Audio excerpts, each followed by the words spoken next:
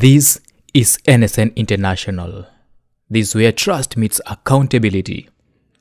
It began quietly, the way men viral storms do, with the short, shaky clips filmed in a nightclub, shared casually at first, then reposted again and again until they escaped the control of the people involved and entered the unforgiving court of the public opinion. In early January 2026, video surfaced online showing a Kenyan man identified as James Opande, a Kenyan living in the United States, inside a Nairobi nightclub with a young woman who appeared visibly intoxicated. The atmosphere was loud, crowded, and chaotic, typically of a weekend night out. But what followed could spark national outrage. In the footage, Opande is seen recording the woman without any clear indication that she understood the camera was on or that the recording could later be shared publicly. At one point, he lifts part of her clothing, exposing her body in a way many viewers immediately interpreted as humiliating and degrading.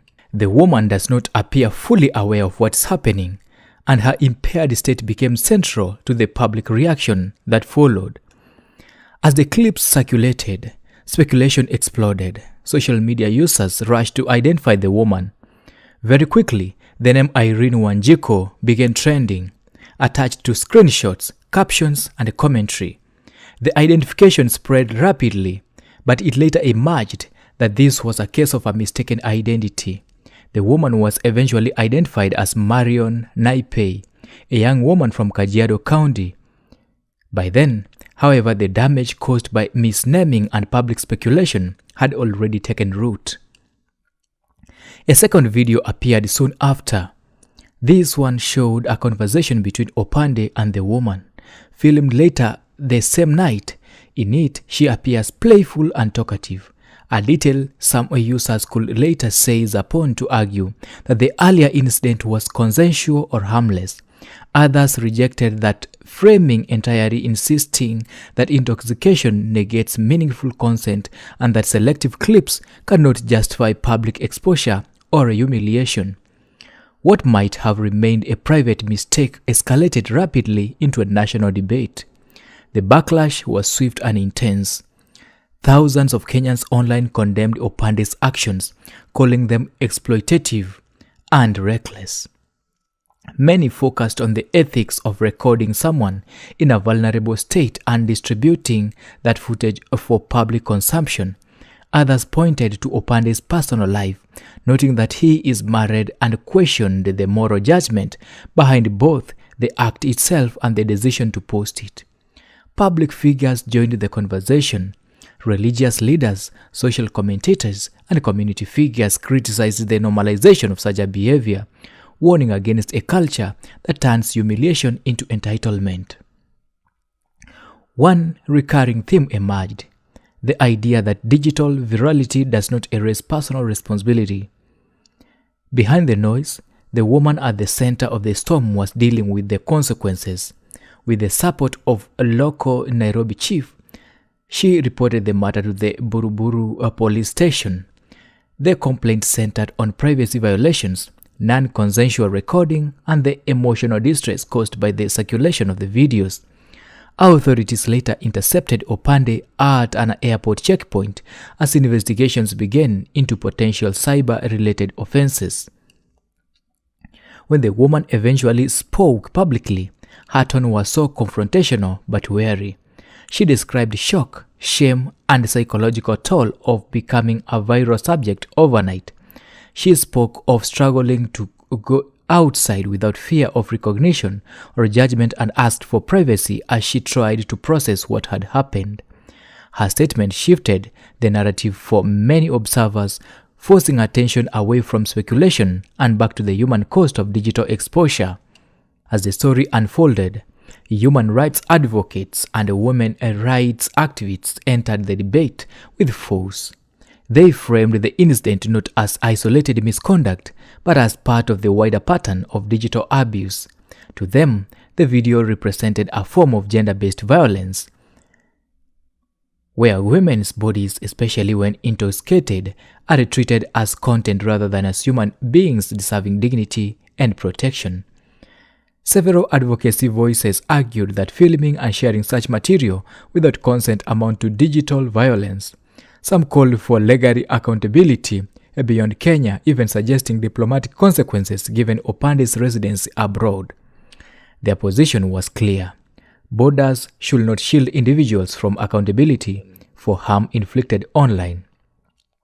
Feminists' voices, particularly on X, TikTok, and Instagram, amplified the story further. They used it as an opportunity, an example of how women are routinely blamed, scrutinized, and dissected online, while male behavior is rationalized or minimized. For many feminists, the incident became a rallying point, a way to expose what they see as a culture that excuses violations so long as they occur in nightclub spaces or involve alcohol. Critics of the feminist response accused race activists of exploiting the incident for attention or ideological battles. Some argued that the outrage was selective, or that the woman's behavior that night was being ignored in favor of one-sided narrative. These counter-arguments, however, often reignited accusations of victim blaming, deepening polarization. As pressure mounted, James Opande offered his own explanation. He claimed that his phone had been hacked and that the videos were released without his consent. The claim divided public opinion. Supporters viewed it as plausible in an era of digital insecurity, while skeptics questioned how multiple clips could surface without intentional sharing. Regardless, the explanation failed to calm the storm. Competing narratives began to circulate: that the woman had consented, that the full video context exonerated Opande. The social media had rushed to judgment. Each version found its audience, further fragmenting public consensus and highlighting how easily truth becomes contested in a viral age. Beyond the personalities involved, the incident exposed deeper social and societal tensions. It raised questions about consent in social spaces, the permanency of digital footprints, and the inadequacy of existing norms to protect individuals from viral humiliation. It also illustrated how quickly private moments can be transformed into public spectacle, and how difficult it is to reclaim dignity once the transformation occurs. More significantly, the case underscored the power imbalance created by cameras and platforms. One person's decision to record and post became another person's lifelong burden. The woman's repeated request for space, for healing, and humanity stood in stark contrast to the endless commentary that followed her every mention online. As investigations continue, the videos remain a cautionary symbol not just of one night gone wrong, but of a digital culture that often rewards exposure over empathy and outrage over restraint. The story of Irene Wanjiku, misnamed, misidentified, and Marion naipei, exposed and overwhelmed, became less about scandal and more about accountability. In the end, what lingers was not the footage itself, but the uncomfortable question it left behind. In a world where everyone carries a camera, who protects the vulnerable when the crowd is watching? This is NSN International. Goodbye.